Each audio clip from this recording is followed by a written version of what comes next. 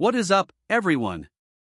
Welcome back to TechVibe, your ultimate destination for the latest in camera tech and gear deep dives. If you've been holding off on an upgrade, waiting for that perfect do-it-all APS-C powerhouse, your patience is about to be rewarded. Today, we are breaking down everything we know about the titan of the crop sensor world, the Canon EOS R7 Mark II. The original R7 was a game-changer, but in 2026, the competition has never been fiercer. Sony and Fujifilm have been throwing some serious punches, and Canon is about to strike back hard. We're talking about a camera that's already being called the baby R5 Mark II, and for good reason. From a massive jump in resolution to a professional-grade body redesign, the R7 Mark II is shaping up to be the most important release for wildlife and sports photographers this year. In this video, we're going deep. We've gathered the most authentic leaks, FCC filings, and real-world sightings from Milan to give you the full picture.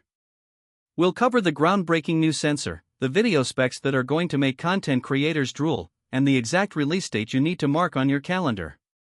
Trust me, you'll want to stick around until the very end because there is one specific hardware change Canon has made that completely fixes the biggest complaint people had with the original R7. Let's get into it. The heart of any camera is its sensor, and this is where Canon is making its biggest statement. The rumors are virtually confirmed now. We are looking at a brand new 39 to 40 megapixel APS-C sensor. Now, why does this matter? For the audience who loves wildlife and bird photography, that extra resolution is a dream. It gives you incredible cropping flexibility, effectively turning your 400mm lens into a much longer reach without losing the detail needed for large-scale prints. But the real magic isn't just the megapixels, it's the architecture. We are hearing strong reports of a stacked back illuminated design. If you followed our channel for a while, you know that stacked is the magic word for speed. This technology allows for an incredibly fast sensor readout, which essentially kills the rolling shutter effect. No more distorted bird wings or warped golf clubs when you're using the electronic shutter. This puts the R7 Mark II in a league of its own, rivaling the performance of flagship full-frame bodies like the R3. Speaking of speed, let's talk about burst rates. The original R7 was no slouch, but the Mark II is expected to push things to a blistering 40 frames per second with the electronic shutter. And thanks to that stacked sensor, we're expecting a blackout-free viewfinder experience. Imagine tracking a bald eagle through the mountains or a Formula One car at the track without ever losing sight of your subject. That is pro-level performance in a body that won't cost you 5 figures.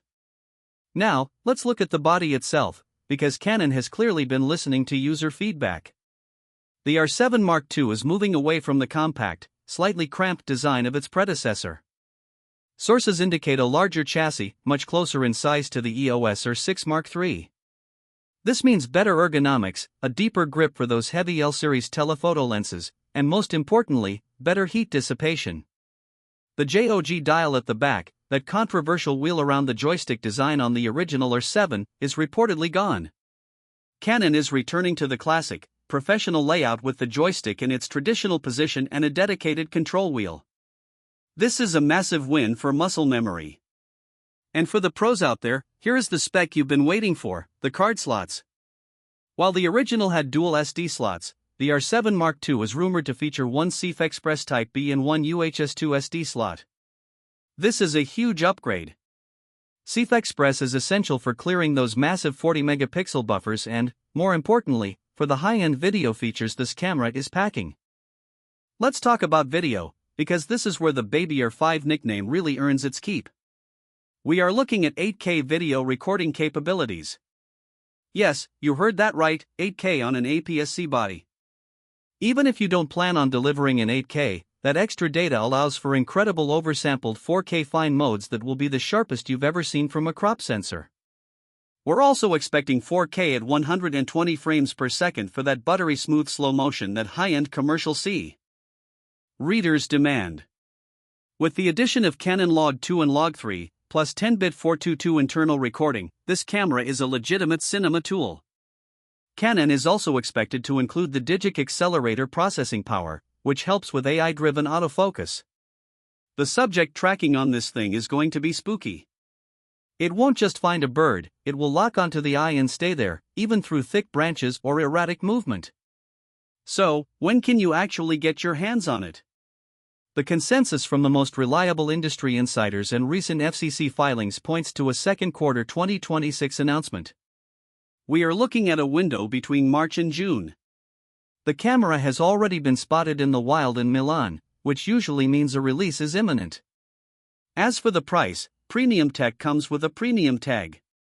We expect the body-only price to sit somewhere between $1,999 and $2,299. While that is a jump from the original R7, you have to remember what you're getting: a 40-megapixel stack sensor, 8K video, and pro-level build quality. It's designed to be the ultimate APS-C flagship that finally bridges the gap between enthusiast gear and professional tools. The Canon EOS R7 Mark II isn't just an incremental update, it's a total reimagining of what a crop sensor camera can do. It's faster, sharper, and more rugged than anything we've seen in this category before. Whether you're a wildlife pro in the Pacific Northwest or a sports shooter in London, this might just be the only camera you ever need. Canon is clearly not playing around in 2026, and the APS-C world is about to get a lot more exciting. But what do you think? Is 40 megapixels too much for a crop sensor, or is this the baby R5 you've been waiting for? Drop a comment below and let's get the conversation started. I try to respond to as many of you as I can. If you enjoyed this deep dive, make sure to smash that like button and subscribe to TechVibe with notifications turned on. We've got some incredible comparisons coming up as soon as the official units land, and you won't want to miss our hands-on review. The shift toward the CF Express Type B format is perhaps the most underrated change in this entire leak. For years, APS-C users have been bottlenecked by the slower write speeds of SD cards. When you are firing off 40 frames per second at 40 megapixels, the amount of data being pushed is staggering. On the older R7, you would hit a wall and have to wait for the camera to catch its breath. With the R7 Mark II, that buffer is going to clear almost instantly. This means you are always ready for the next shot. It effectively makes this the primary body for professional sports photography where full frame reach might actually be a disadvantage. Consider the wildlife shooters who spend hours in the rain or freezing temperatures. The rumored weather sealing on the Mark II has been bumped up to match the R5 series. This isn't just a weather-resistant camera, it's a weather-sealed tank. Furthermore, let's discuss the cooling. One of the biggest fears with 8K video in a small body is overheating. However, because Canon is using a slightly larger body inspired by the R6 line, they have more internal volume to play with. We are hearing reports of a new internal thermal management system that utilizes a graphite sheet to pull heat away from the sensor and the processor toward the outer shell. This should allow for significantly longer recording times in 4K 60 and even 8K 30. If you are a wedding filmmaker or someone who shoots long-form interviews, this reliability is worth the entry price alone. The autofocus system is another area where the R7 Mark II is set to leapfrog the competition. By utilizing the new DIGIC Accelerator chip alongside the primary DIGIC X processor, the camera can handle complex calculations for deep learning autofocus much faster. We are talking about the ability to recognize not just eyes and faces, but specific parts of animals and vehicles with a level of persistence that was previously reserved for the R3 or the R5 Mark II. This means that if a soccer player runs behind a referee, the camera will remember exactly where that player was and reacquire them the millisecond they reappear. In conclusion, the Canon EOS R7 Mark II is shaping up to be the most versatile tool in the Canon lineup. It offers the reach of a crop sensor with the speed of a flagship and video specs of a cinema camera. It is the culmination of everything Canon has learned over the last 5 years of the R system. Thanks for watching, stay creative, and I'll catch you in the next one.